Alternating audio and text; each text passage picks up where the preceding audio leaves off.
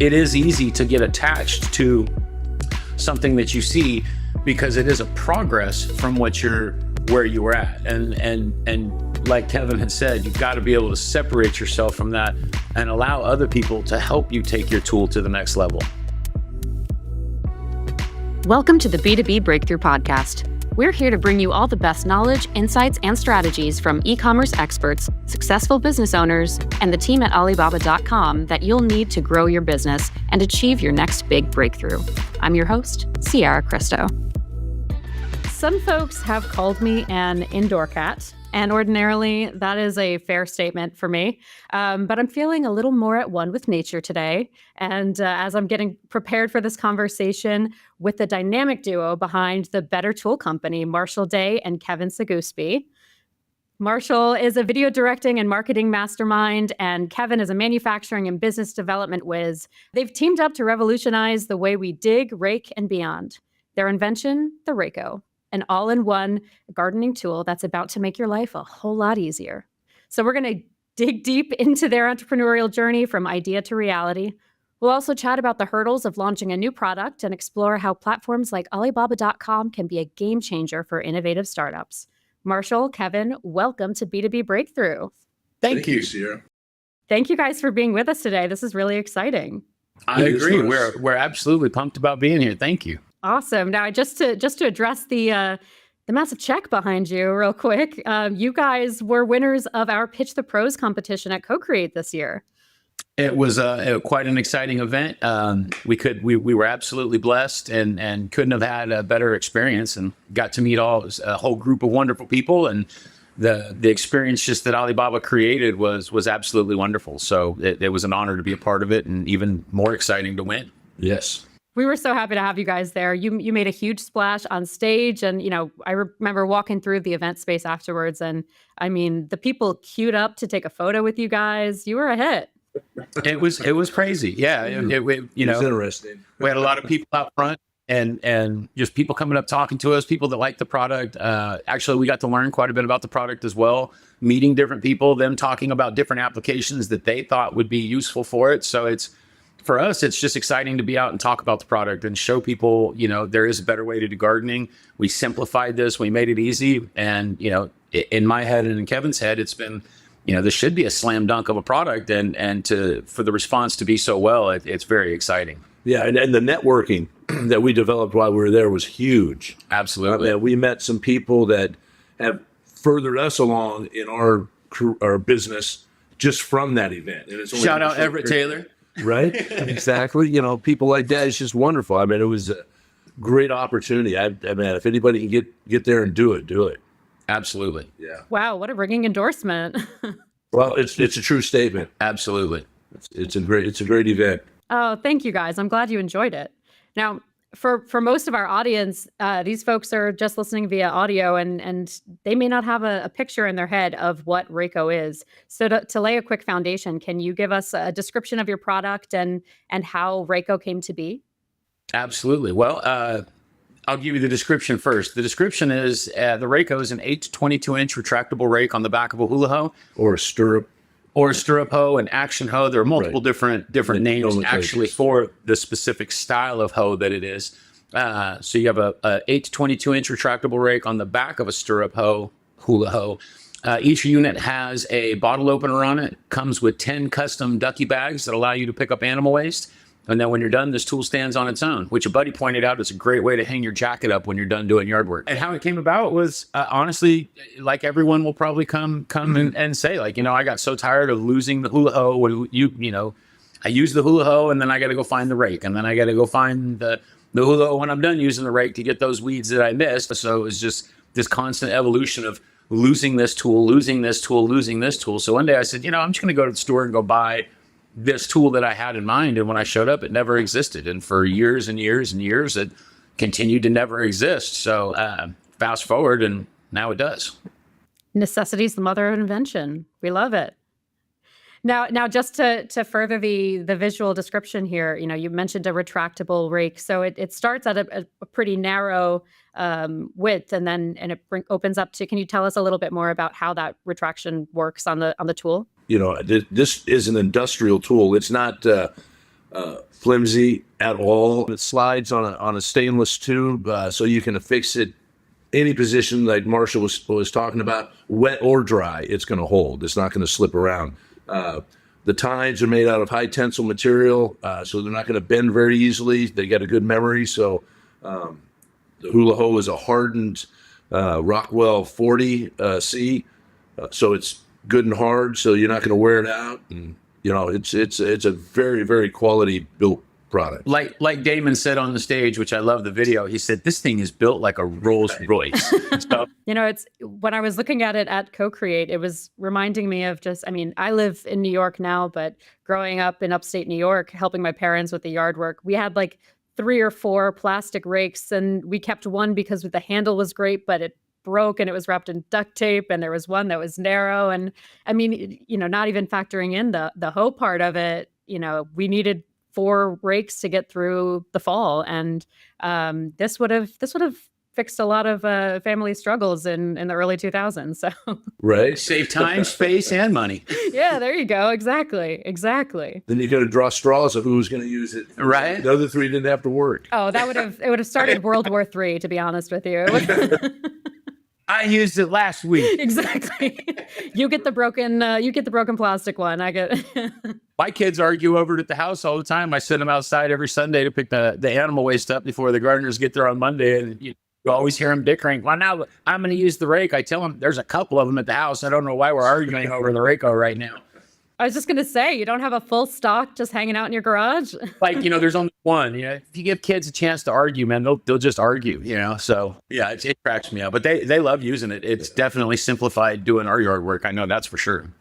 That's awesome. And so how did you two come together to make this product? Like, how did this dynamic duo come to be? It was meant to be. Yeah. The stars lined up one day. Ironically, a lot of things in this whole process have been just really a blessing. I don't know if we have some guardian angels up above helping out and kind of moving some key people around, but it does seem that way, because after I got a series of prototypes made and went through my process, I remember sitting at my kitchen table looking at this tool for a couple of weeks, just thinking, okay, now it's ready. Now it's dialed in, it's sized right, and everything was ready to go. And a friend of mine had came by, and I had just got my patent application back and was moving forward with the patent. So I felt comfortable leaving it out, and, just for the few people that kind of stopped by. And a buddy came by and he looks at it and he's like, what is this? And I was like, oh, it's just this idea I've had. And he's sitting there playing with this thing, and he's like, dude, you need to meet my buddy Kevin. And I was like, cool, who's Kevin? He said, well, he's my old boss. He's the one who hired me to get me into this industry. But he's like, man, he goes, I actually think you guys would get along real well. And, he has a factory in China. He works for some different factories in China that can help make this product. You might want to talk to him. He's in manufacturing. And I just sat there thinking, well, that's ironic, because about 30 minutes ago, I was thinking, well, how in the hell do I find a manufacturer now? Right. So, and next thing you know, he had set up a meeting with Kevin and I, and we went to a few lunches and hit it off real well. And fast forward a little bit, and a few years later, just been dating ever since. We've been dating yeah.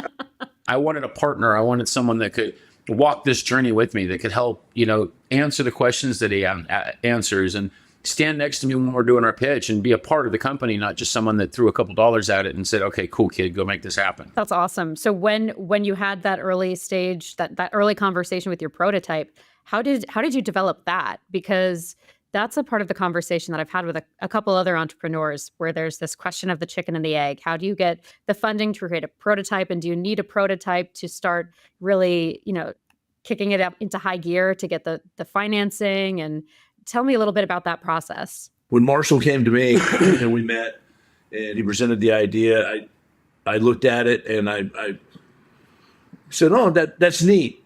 That's really neat. And at that point, it didn't have a bottle opener or a pooper scooper yet. Right? Or a stainless steel sleeve. All kinds of good stuff. So this thing was naked still. And so we created a partnership and re-engineered it. And as we were what we called our board meetings, we would meet after he dropped the kids off at school in my backyard, and we would sit there and we would develop our business plan and develop different things and stuff like that. The biggest question you should ask yourself is, how are you going to sell it? So do you need a prototype? Yeah. I mean, you got to proof your concept out, right? And there's a lot of good manufacturers overseas and even here in the States. And a lot of companies are willing to, if you got a good product, they're willing to look at it and see what's going on. So you go to Alibaba, right? And you go, okay, who can, it's probably not the product that no one else is selling, you think, but there's similar processes. You can find a manufacturer and you can start negotiations real quick, When I was in the process of making my prototypes, I had enough made to make a plastic 3D slider. And so I would make the slider, but then I would go to Lowe's and Home Depot and go buy the retractable rake, pull the different pieces off it, go to different places, have them weld this and this on a hula hoe for me, and it was being able to utilize the big box stores for the pieces. So some people think that the word prototype and can get scared of it. It's a prototype. I mean, this thing could be made of PVC and JD weld, like my grandpa made my original one. It's a proof of concept is what you want with a prototype. So I feel some people get so wrapped up in trying to make the prototype perfect. Well, you want the prototype to be perfect, yes, for functionality, but understand when you go into design, that's when you're going to dial it in, and that's when it's going to be pretty and all of that. But being able to utilize Alibaba, big box stores, and these other places to make your prototype, I think is key. It's tough, but know your product, know what you want to make, know when the trade shows are, and use those as dates to kind of help push yourself, help set those things. And if you miss it, that's fine, but at least you know these dates so that you can try to gear up towards that and utilize your prototypes to show the people once your product's protected. That's how I felt, because the prototypes were instrumental in making this happen for us. It made a huge difference. The Better Tool Company, and Marshall and I have talked about this. If you make a quality product, people will pay a quality price for a quality product, and because no one wants to buy things twice. But financing, right? I mean, people have great ideas, right? And, building prototypes takes money. Going out and doing your market research takes money. If you decide to do some manufacturing, it'll take quite a bit of money. And I would double that money for your marketing, your social media, your everything that you can think of. You're going to have to hire some of these professionals if you want to go quick. To do it yourself is a long, hard road. We tried it. We didn't try for long because we figured it out quickly. But turned out our 56 followers on Facebook knew that we had a Kickstarter going, and they'd already helped. So as you were describing that process, I'm starting to put the pieces together on your division of labor and how you two come together to make this perfect pairing. It sounds like, Marshall, you kind of Frankenstein, for lack of a better word, the early prototypes to get this into this place. Kevin, how did that process work? So when I say having a prototype is key, mind you, this thing's so old, I'll make you laugh. You can see it's got termite damage on the end of it. That's how long this prototype's been in existence. But a good buddy of mine, Steve, when I was telling him the idea, he said, go to the store and go make your idea. And so I went and I bought a retractable rake and I bought a hula hoe and I zip tied them and duct tied it and electrical taped it and put it together just to try to get the concept and proof of concept to show that it would work, right? I took that, I was looking at it forever, out to my grandpa's, and we sat down and he made this little thing out of PVC pipe and JB weld. And it was just the first little piece of the slider. So then we were able to attach the other piece here, and now we were able to eliminate the pole so that now it was a sliding mechanism on one pole opposed to two poles. So again, that is not the prettiest thing you've ever seen in your life.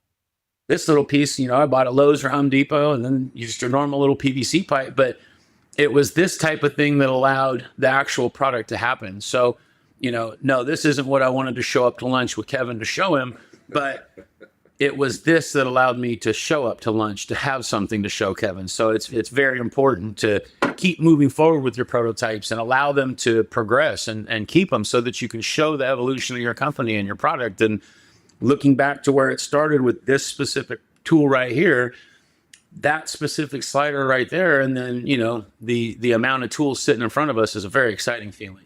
Yeah. But as inventors, right? Inventors get so attached to their product, right? And can't change the design. You can't, I want this. And they're very, very, protective of it, and rightfully so.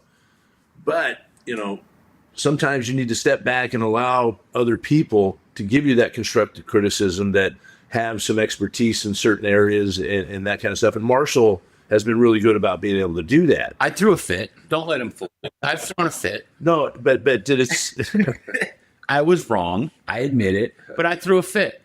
But to interrupt Kevin, as an inventor, when you do something and you make that next progress and you make that next step, it's so exciting. So for us, we had the slider, and when he went back to get into mass production, it didn't say Rak-O up the front. It actually was just a black slider that had a Rak-O sticker on the front. And I loved it. It was like this, yes, when he sent over, he had went with, and I had approved it.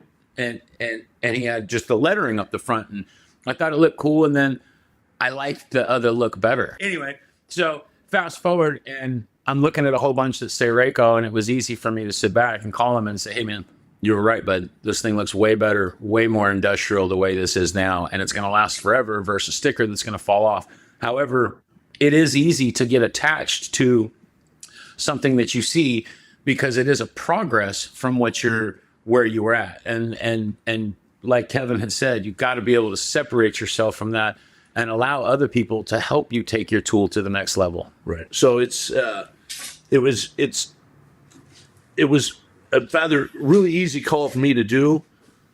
Not so easy for him, right? But it's just something that had to happen. This was so much better than the previous version, and then the previous version was so much better than that. And to see, to have, I was able to line up, 10 or 20 of these and look at it. Yeah, it looked cool. But when you line up 20,000 of these, it looks like, oh, okay, yeah, let's run that out. So, and we are going to get a picture of that 20,000 units. Yeah. Well, that segues us nicely into the sales side of this, the retail side. I understand that you've got a deal going with a big box store to help get these Rak-Os in everyone's hands across the states. Tell us a little bit about it. That's true. Big shout out to Tractor Supply for taking a chance on us. Wonderful people. Great to do business with, by the way. For us, believe it or not, it was one of those things where we looked at Tractor Supply as like, okay, this is probably going to be, not to say an end game, but we're not going to just go jump in Tractor Supply coming out the door. You know what I mean? Let's go hit some mom and pop shops. Let's create this buzz. Let's hit the trade shows. Let's just do our due diligence and follow the blueprints of how you introduce something to the market. And while we were at one of the trade shows, shout out to Chris from Modern Inventor. They have been instrumental in where we are at today. Absolutely. And it was actually one of their events that we were at where we met them, and we also met the Tractor Supply. So ironically, Kevin and I were doing a pitch to pros with Chris and a couple of people on the board.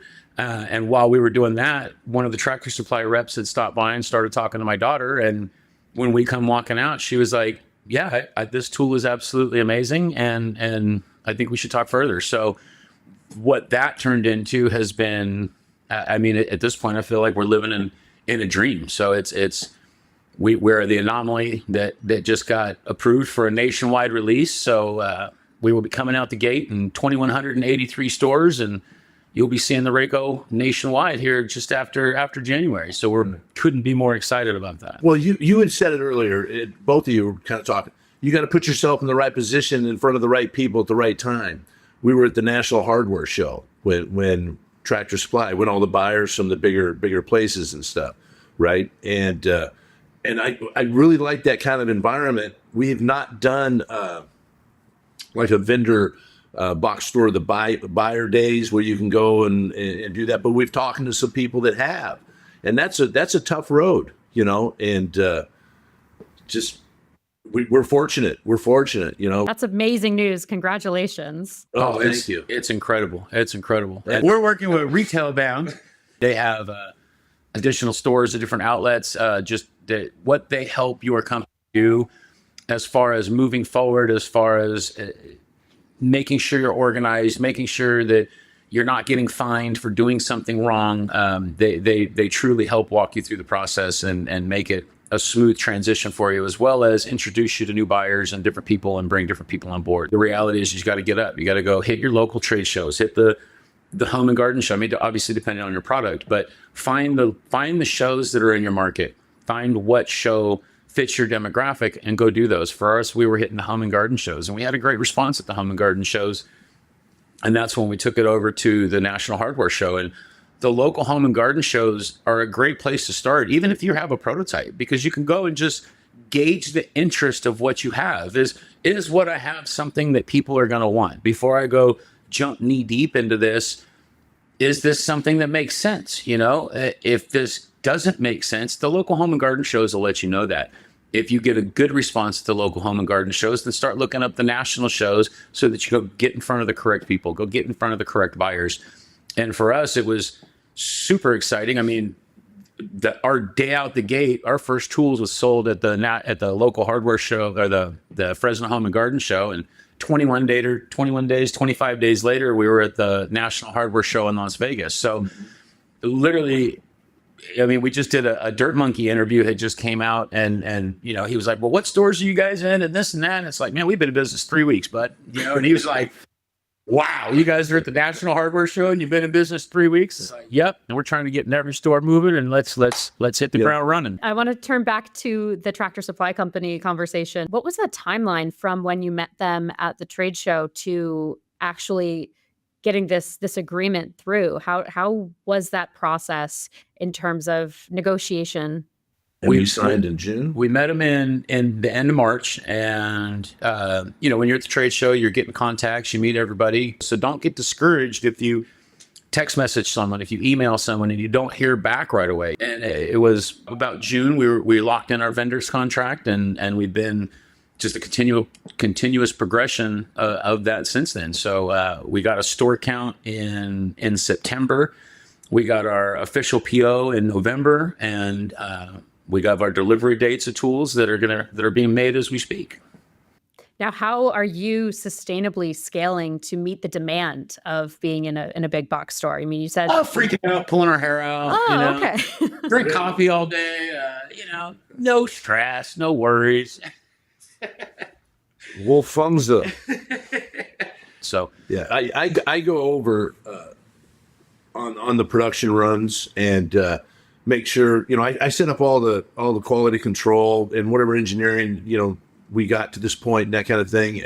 I'm on the factory floor. Wow. And it's really helps in making sure things are going the way they're supposed to go. And as far as scaling the operation, it's very scalable with the processes that we're utilizing. And there's some newer technologies that we're looking at as well, to be honest with you, that machines that could utilize, you know, increased productivity and that kind of stuff. So yeah, it's very scalable. That's what I do. I love it. So you go out to China fairly regularly then to be a part of the production process? I've been going to China for about 15 years. Wow. And had my own company for 12 now. The manufacturing base in China is very high skilled people. I mean, they do a wonderful job. They got the right training, they got the right people, they got the right areas. You know, your wood areas in a certain area, your electronics are here, your plastics are here, your metals are here, your castings are here,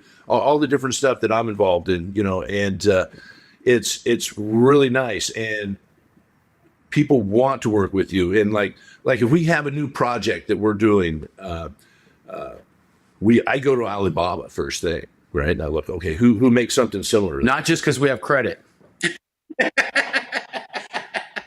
Let's get that one thing straight. I did not pay them to say this. We're good. We never even gave you our address. So yeah, and you know, we have found some vendors through Alibaba that work well, because we go to the factories, and it's really interesting. I've seen a lot of products that I see in retail stores being made over there and that kind of stuff. What are some of the bigger challenges that you've found in getting through the manufacturing process? And I know, Kevin, I mean, it's you are both in a unique situation in that it's more of a hands-on experience for you than a lot of entrepreneurs in the US.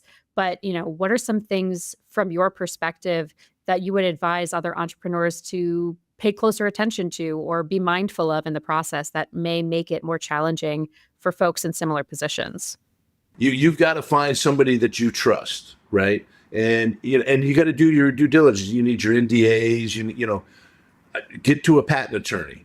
Get in a patent attorney and say, hey, is this patentable? Is this, what can I do to protect myself if I share this with somebody?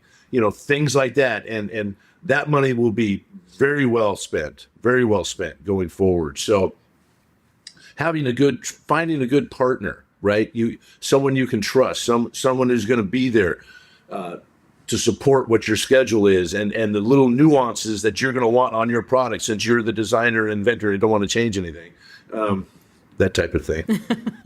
But I would recommend, wherever you're doing it, whether it's the States, Central America, Asia, wherever, Turkey, wherever, fly there, go see it, talk to people, go face to face, so that you develop a relationship, a personal relationship, so that you know each other, right?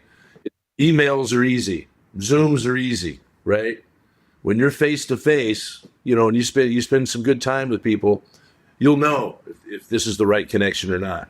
And I'd also recommend, try to protect yourself in those countries. Do your NDAs and that kind of stuff, but make sure you've got control of your manufacturing. Make sure there's no one knocking it off. And there's different avenues I think you can take with exclusivity manufacturing agreements, Chinese contracts. So there's a lot of things that you can do and register your brands on them. So, and my 2 cents would be, try to figure out the path with least resistance. If you can get to a factory without 6 people having their hand out collecting a percentage off the product before it gets there, that's key. Yeah, but hopefully you've done all your homework by then too. Correct. Right? So you got to the point where you're selling it, what your selling point is, what your costs are, what you need to sell wholesale, depending on what your product is, right? And how you're going to market. And in terms of some of that research, you alluded earlier to doing some of those early stage searches on Alibaba.com. How does that tool help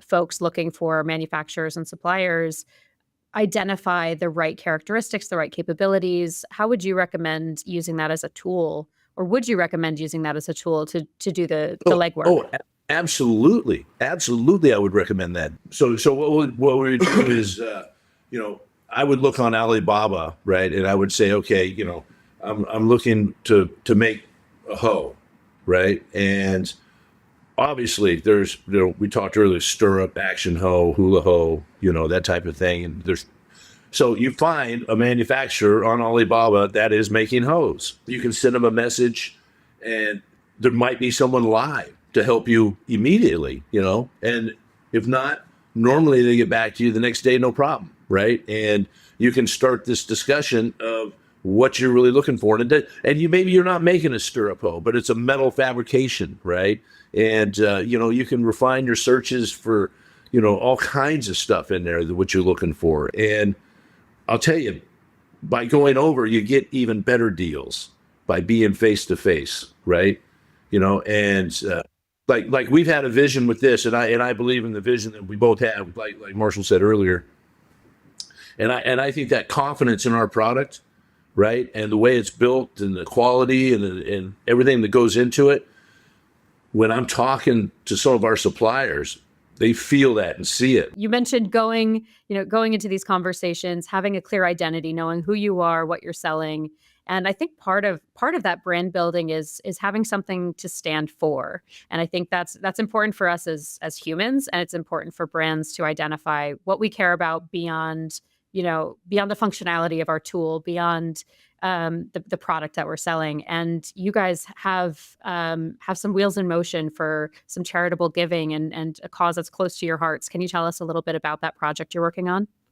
Yeah, absolutely. We have a couple of them. Number one would be the after school sports program. We're looking, there's $140 billion a year is spent from parents on the kids going, whether it's dance, soccer, gymnastics, football, all of the above, and my kids are competitive dancers. One of my best friends, his kids play are competitive soccer players in Colorado, and My kids did after sports, swimming, volleyball, all that. and we're always constantly blown away at how much money is spent on these things, So we talked about us creating a after-school sports program that allows kids to sell these tools on their social media platform for a scaling commission between 5 and 10%.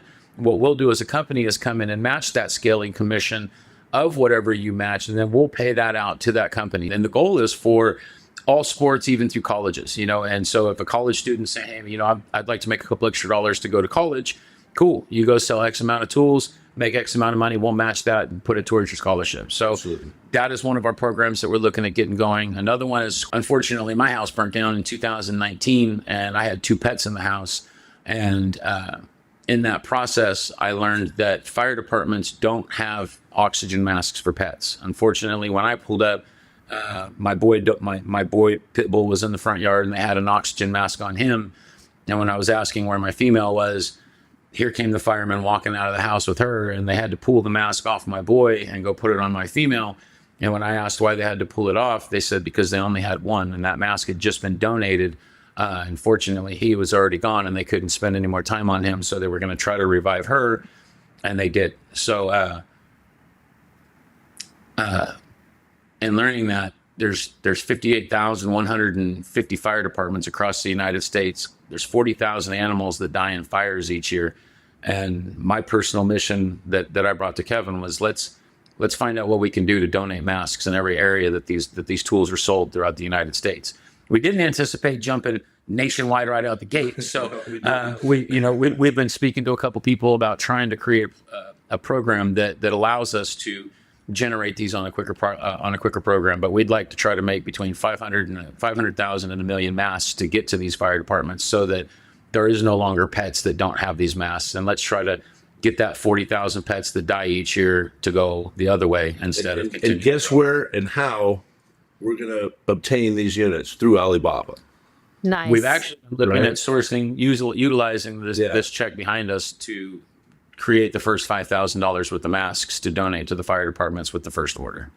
I mean, I'm so sorry for what you and your family have gone through, and that you had to learn this lesson this way is not the way you want to, come across this information. But I mean, what an admirable and an important mission to embark upon. And how have you started this process in getting to know more about the product itself, as the oxygen masks for pets? How has this become another segment of Rak-O, of the Better Tool Company? Rather, is this a product? It is rapidly becoming. We've talked about how to form that version of the business, whether we make it a part of the Better Tool Company, whether we make it something completely separate that the Better Tool Company invests into. That's all in the works. We've actually done a lot of research on the Alibaba.com and a couple different sites, just looking at what different masks are available, finding out what masks do the fire departments prefer to use, then talk to the fire departments to find out why they prefer to use these masks. And then through Kevin's abilities, either looking at going and utilizing some of the different manufacturers that already have the masks, or B, potentially even making some molds and manufacturing our own. So that's... maybe we should document this process, because it's everything we talked about earlier. It's like starting from scratch. It's a great case study, and it is for a great cause. Right? Yeah, it's interesting, the numbers that you learn. And for myself, I wish I could not have to go through terrible things in order to have a good outcome, so, but it is a very special cause to my heart, and for other people to, when your house is on fire and your dog's dead in your front yard, and they're able to bring another one back to life, it really minimizes all the terrible that's going on, and kind of gives you a sense of relief. So I'd like to give that back. So that's my way of paying it forward to the world. My part to try to make this place a better place. How do I say no, or maybe a little bit later? I gotta say yeah. Right? Exactly. You gotta tug at those heartstrings. It's such a great cause, I mean, I don't care who you are, maybe there's some people, but I haven't got to meet the family that donated the mask that saved my animal, but I'd like to say thank you to that family and let them know, because of that mask you donated, I'm trying to make 1 million to donate those 1 million across the world. So awesome. It's amazing what one person can do and what one person can help. So truly, thank you to that family in Fresno, California that donated that mask. Amen. That's I'm at a loss for words, to be honest with you. It's not an easy conversation to have. It's not an easy story to tell. And I want to thank you for sharing that personal side of this because, like we said earlier, necessity is the mother of invention. And we have to be mindful of these impetuses in the world that are bringing these products to market. So, some of them are born of tragedy. And thank you for bringing attention to it, because I think there is a lot of work that we all can do, and keep in mind that these are needs in our local firehouses and stations across the country. If you have an animal in your house, that's a part of the family. It's not just, oh, that's my dog, like those are pets. Those are, for us, those are a part of the family, and from what statistics show, there's 71 million dogs in America. There's 74 million cats and 120 million pet owners. So let's let these pet owners know that their fire departments are going to have these masks thanks to the Rak-O and all the other participating people. Yep. I love it. Absolutely. That's fantastic. So, just as we're coming up on time here, I want to take another moment and look forward again beyond the masks, beyond the Rak-O. What's next for you guys? What's on the horizon for the Better Tool Company? We got a couple products in the works. Right. We introduced that at the Co-Create. Little handheld. I think you saw Nice. it before, right? Yeah. Right. This only weighs 1.2 pounds, Wow. right? And this is a prototype, 3D molded, all the rest of it, components from the existing Rak-O, just modified a little bit. So, build the prototype. But yes, we're excited about this. Our research shows that this will sell 3 to 10 times what the Rak-O will. Wow. It's the demographics of the people that use it is weird, but we didn't. I love it, but not It's all weird. It's not learn. weird. It's not Keep weird. learning. Google Yeah. questions. That's how when you ask yourself a question, the answer's in your hand. For us, like we were talking about the 3-piece breakdown unit, we started looking at different demographics, and the top 3 telling tools from what it says are shovels, rakes, and hoes. And we have a 3-piece outdoor unit that is going to encompass all of that with pruning shears, with a pole saw. It comes For in the camping market. It'll be in a case, and you put it in your RV or take it camping, your campground. And it's got a flint and a flint and a whistle. Emergency whistle. Emergency whistle.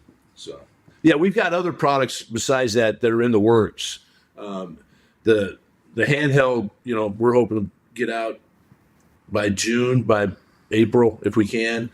The breakdown, we're looking a little after that, and then we got a couple more that we have in the works that I haven't made prototypes yet of. And You guys are a delight. Thank you for sharing all of your stories today and for being a part of this podcast. Thank you. Thank you. We can't say You're thank you wonderful, enough. Ciara. You guys are Thank you so absolutely much. wonderful, and we look forward to everything that comes with Alibaba. We look forward to being a Co-Create next year. Now, in the meantime, where can people find you? Where can we look you up? We're at Rak-O.com, www.rak-o.com, and all social media platforms at Rak-O Garden Tool. All right, that sounds awesome. We will be sure to shoot you a follow, and we'll stay tuned for all the latest and greatest coming up in the next few months. excellent. Awesome. Thank Thank you Good luck much. to Have a great everybody day. out there. Thank you, guys. B2B Breakthrough is produced by Alibaba.com. To find out how Alibaba.com is empowering its customers with the tools, services, and resources they need to grow their business, visit Alibaba.com. And then make sure to search for B2B Breakthrough on Spotify, Apple Podcasts, or wherever you find your podcasts. Make sure to follow us so you don't miss future episodes. On behalf of the team here at Alibaba.com, thanks for listening.